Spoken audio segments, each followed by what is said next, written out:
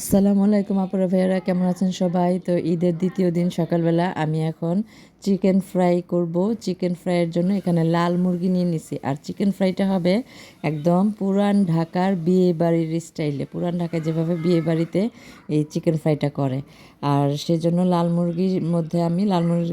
লাল মুরগিটাকে সুন্দরভাবে কেটে এটাকে ওই হলুদের গুঁড়া, মরিচের গুঁড়া, ধনিয়ার গুঁড়া, তারপর হচ্ছে আমার সেই ফাঁকি করা গরম মশলাগুলো সব আমি একসাথে মিক্সড করে এখানে হাতে মাখায় অনেকক্ষণ রেস্টে রেখে দিব। তো রেস্টে রাখার পরে তো এখানে পেঁয়াজ বেরেস্তা করছি অল্প একটু, আর অল্প তেলের মধ্যে এটাকে আমি ছেড়ে দিলাম। সুন্দরভাবে কষায় নিতে হবে। আর হালকা আছে কষায় নিব, যেন এটা ভিতর থেকে মাংসটা সিদ্ধ হয়ে আসে আর মশলাটা একবারে মাংসের সাথে মেখে যায়, মাংসের সাথে মিশে যায় আর কি। এই জন্য আমি এটাকে কষায় নিচ্ছি। কষানোর পরে এখন দেখেন আমি এটাকে চুলা থেকে নামায় ফেলছি। নামায়া তারপরে এটাকে ঠান্ডা করার জন্য আমি কিছুক্ষণ অপেক্ষা করব, এটা ঠান্ডা হওয়ার আগ পর্যন্ত। তারপর দেখেন কি কি লাগে ভাজার জন্য। এখন এটাকে ফ্রাই করব একদম পুরান ঢাকার চিকেন ফ্রাইয়ের মতো, ঠিক আছে? তো এখন আমি যা যা নিয়েছি দেখুন। এখানে নেওয়া হয়েছে টোস্ট বিস্কিট, তারপরে হচ্ছে টোস্ট বিস্কিটের গুঁড়া, এটা ব্লেন্ডারে ফাঁকি করে নিছি। আর হচ্ছে এখানে নিয়ে নিছি ডিমটারে ভেঙে রাখছে, এটা একটা মাখায় রাখছি আর কি। ভাজা মুরগিটা এই যে এখানে আরও আছে, এগুলো মাখায় রাখছি। এখন এটাকে এই যে ডিপ ফ্রাই করতে হবে, হালকা আছে সুন্দরভাবে করতে হবে, যেন বিস্কিটের গুঁড়াটা না পুড়ে যায়। এরকম অল্প তেলে, ডুবা তেলে না। আবার বিয়েবাড়ির স্টাইলে চিকেন ফ্রাই হয়ে গেছে, দেখছেন? পুরান ঢাকার বিয়েবাড়ির স্টাইলে, মানে এত সুন্দর হয়েছে। আর এগুলো কিন্তু একটাও ফার্মের মুরগি না, সব হয়েছে পাকিস্তানি মুরগি। আমি এখানে নিয়ে নিছি সকালবেলার জন্য, ঠিক আছে? এখানে হচ্ছে গরুর মাংসের ঝোল আছে। আর এখানে এটা খাওয়ার জন্য আমার লাগবে লেবু, তারপরে হচ্ছে পেঁয়াজ, আর হচ্ছে শসা। তো সকালবেলা আমি নাস্তাটা খাই, বিসমিল্লাহ।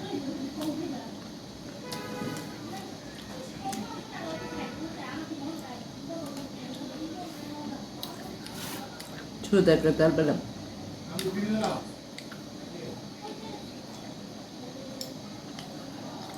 সাথে লেবু দিয়ে খেলে ভালো লাগে। যে ঝোলটা আছে না, ঝোলটা টকটক লাগে, সেই স্বাদ লাগে।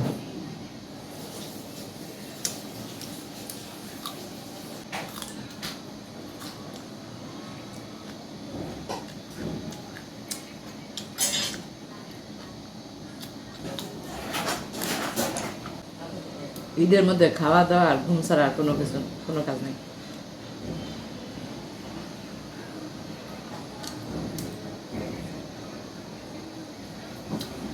এভাবে খাওয়া যাবেন,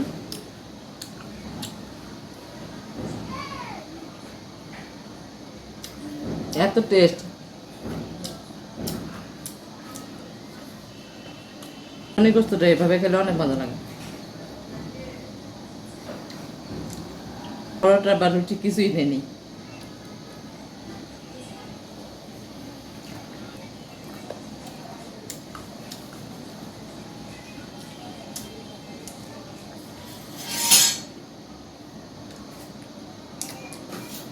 সেই মজা, ঝোল দিয়া অনেক মজা।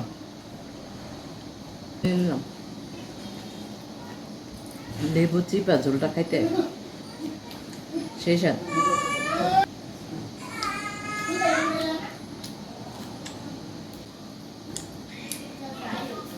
এক প্লেট গরুর মাংস আর ঝোল দিয়া লেবু দিয়ে খাইতে একবার খালি এভাবে খায় দেখেন।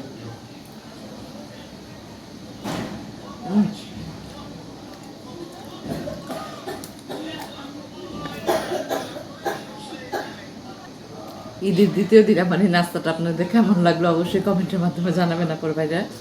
আর এভাবে খেয়ে দেখবেন, অনেক মজা, অনেক।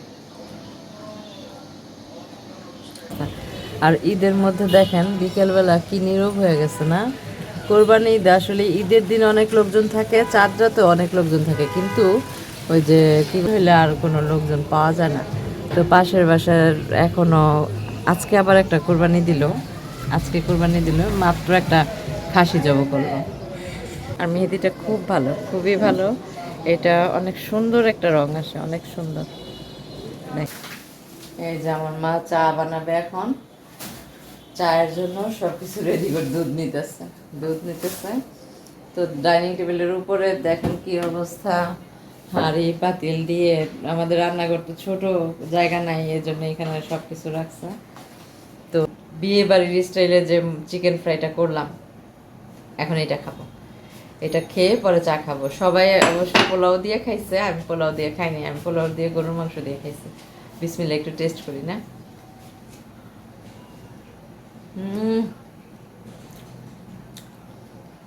অসাধারণ টেস্ট। একটা লেবু চিপে দিই, লেবু দিয়ে খাই। এই খাবারটা আমার কাছে খুব ভালো লাগে।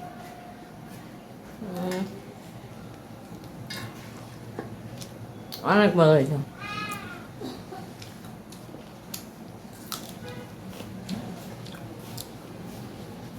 এটা হচ্ছে আমার বিকালের নাস্তার জন্য রাখছি, যে চা যেহেতু খাবোই, এটা খেয়ে পরে চা খাই। আর কোরবানি ঈদ মানেই হচ্ছে কি খাওয়া দাওয়া, তাই না পুরো ভাইয়েরা? আর হচ্ছে ঈদের মধ্যে অনেক কিছুই রান্না করা হয় সবার ঘরে, আশা করি সবার ঘরে অনেক কিছু রান্না করা হয়। তো এই রোস্টটা স্বাদ হয়েছে, বলার মতো না। এভাবে বানায় খাবেন, অনেক টেস্ট।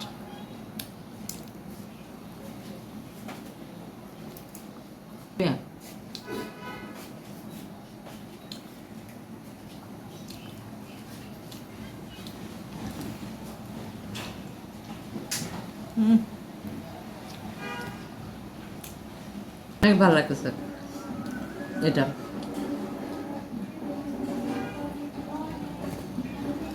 না, আমার কাছে এমনি তো রোস্ট পোলাও দিয়ে খায় না, ভালো লাগে না। এভাবে খেলে ভালো লাগে। আর তো চিকেন ফ্রাই তো কথাই নেই, চিকেন ফ্রাইটা শুধুই খাওয়া যায়।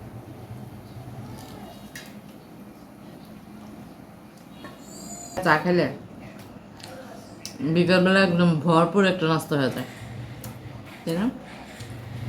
লেবু দিয়ে খেলে আরো বেশি ভালো লাগে।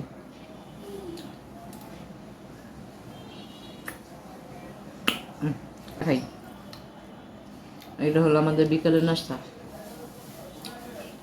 সেদিন তো যারা গ্রামে ঈদ করে তারা কত বাড়ি যায়, এই বাড়ি ওই বাড়ি, কত জায়গায় ঘুরে, তাই না? কাজিনদের সাথে দেখা হয়, কত আত্মীয় স্বজনের সাথে দেখা হয়।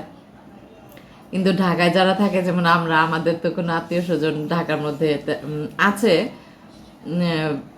কিন্তু যাওয়া হয় না তেমন একটা।